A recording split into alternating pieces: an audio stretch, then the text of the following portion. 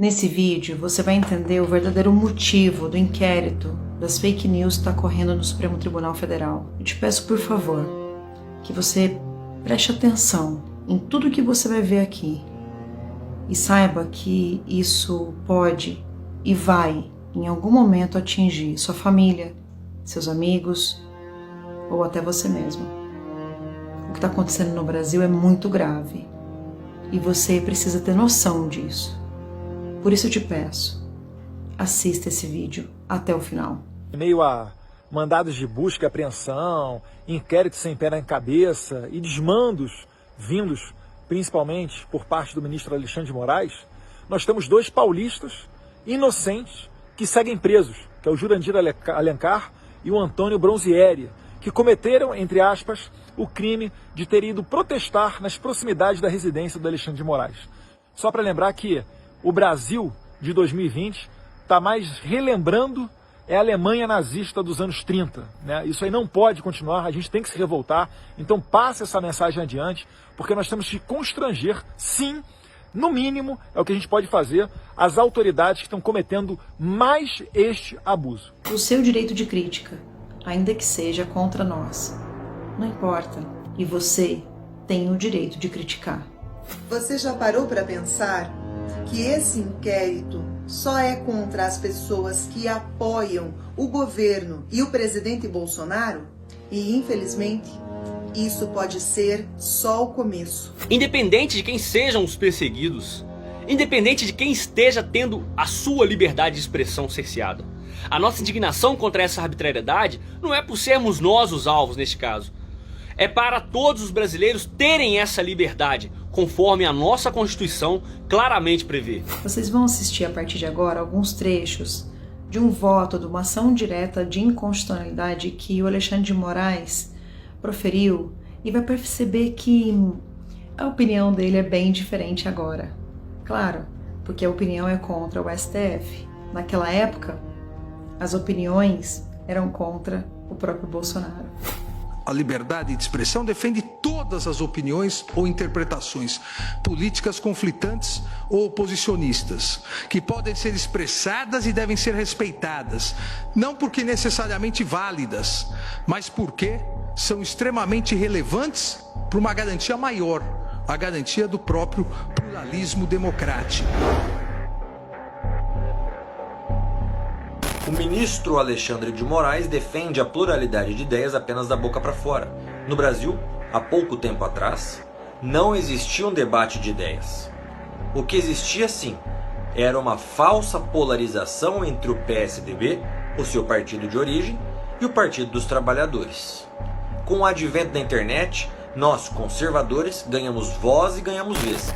Todas as opiniões existentes são possíveis em discussões livres, uma vez que faz parte do princípio democrático debater assuntos públicos de forma restrita, robusta, aberta. A proteção daquelas opiniões duvidosas, exageradas, condenáveis, satíricas, humorísticas, bem como aquelas que não são compartilhadas pelas maiorias. É por isso que o ministro Alexandre de Moraes não defende a verdadeira liberdade de expressão, não defende a pluralidade de ideias.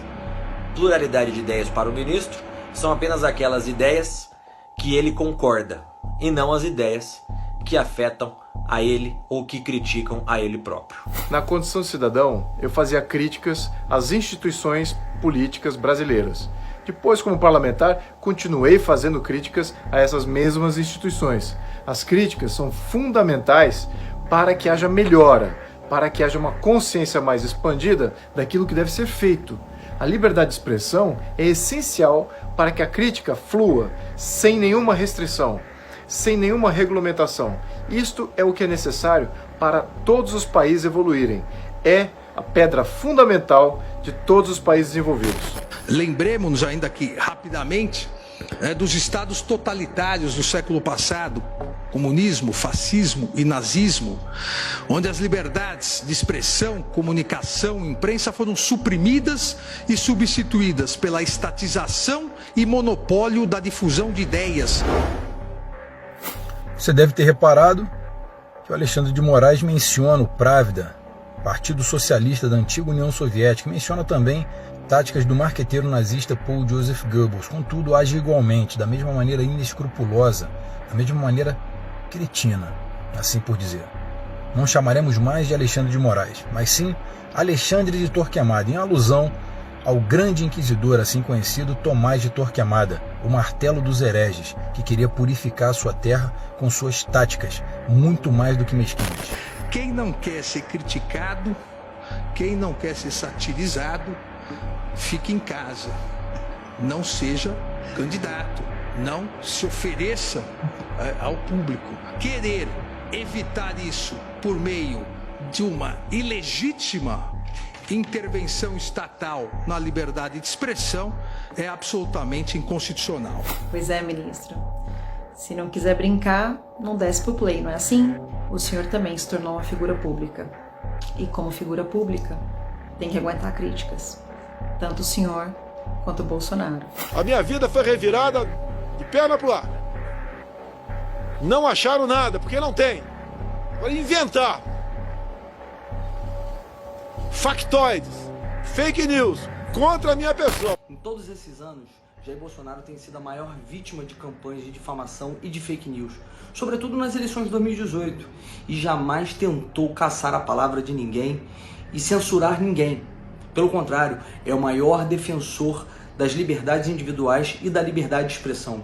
Então por que somente com ele e com seus apoiadores que há essa censura e essa tentativa de nos calar? Tanto a liberdade de expressão quanto a participação política em uma democracia representativa somente se fortalecem em um ambiente de total visibilidade e possibilidade de exposição crítica.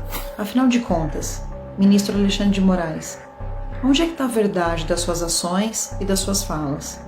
Agora, em 2020 ou em junho de 2018?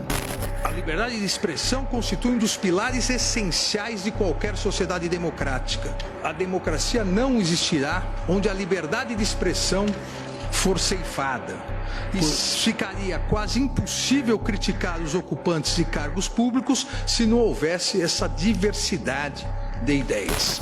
A liberdade de expressão, a liberdade de manifestação são direitos e garantias fundamentais, tanto assim que estão previstos no artigo 5º da Constituição Federal. São cláusula pétrea, não podem ser revogados, muito menos atropelados por um inquérito totalmente ilegal. Estão querendo calar as nossas vozes e não podemos permitir. Precisamos continuar lutando por essa liberdade que é nossa. Não irão nos calar.